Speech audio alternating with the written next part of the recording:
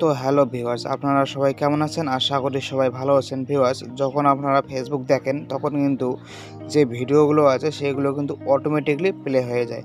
তো সেই ভিডিওগুলো প্লে হওয়ার কারণে কিন্তু অনেক সমস্যা হয় যে আপনি কোথায় আছেন, কোন পরিস্থিতিতে আছেন, কিন্তু যে কোনো ভিডিও হঠাৎ করে প্লে হয়ে যাচ্ছে। তো এইভাবে যখন দেখবেন যে সমস্ত ভিডিওগুলো কিন্তু আপনা আপনি প্লে হয়ে যাচ্ছে। তো ভিউয়ার্স, আজকের ভিডিওতে আমি আপনাদেরকে এই বিষয়ে বলে দেব যে কিভাবে আপনারা যে অটোমেটিক ভিডিও প্লে হওয়াকে বন্ধ করবেন।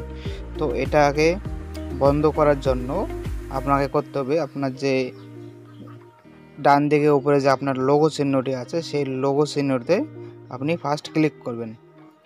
তারপরে নিচের দিকে দেখবেন সেটিংস অ্যান্ড প্রাইভেসি নামে যে অপশানটি আছে সেই সেটিংস প্রাইভেসি অপশানটিতে ক্লিক করবেন। তারপরে সেটিংস যে অপশানটি আছে সেই সেটিংস অপশানটিতে ক্লিক করবেন।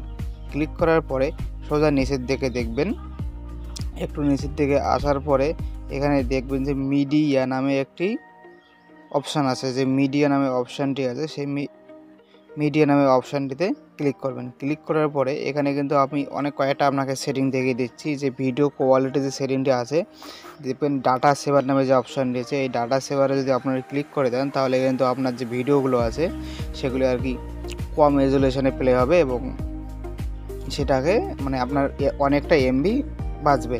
তো এবার নিচের দিকে দেখবেন যে অটো প্লে নামে একটি অপশান দেওয়া আছে।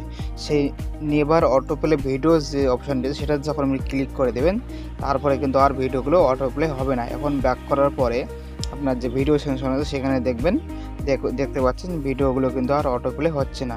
এখন এই ভিডিওগুলো যখন প্লে হবে আপনি যদি কোনোটাতে ক্লিক করেন তাহলেই সেই ভিডিওটি প্লে হবে এবং ক্লিক না করলে কিন্তু কোনো ভিডিও প্লে হবে না। এখানে দেখবেন কোনো ভিডিও কিন্তু আপনি প্লে হচ্ছে না, ক্লিক করার পরেই প্লে হবে।